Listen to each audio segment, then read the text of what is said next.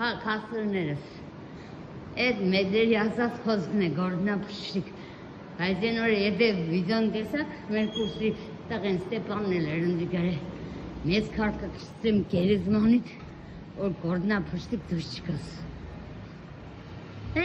Երեխեք ջան, սատեղ խանութից ելա դուրս մեկ էլ կողմով։ Ծառները ծաղվում են, ժողովուրդը գալիս է ավտոներով, իրանց ապրանքին է գնաց առնելու, ես այսօր չեմ մտնի,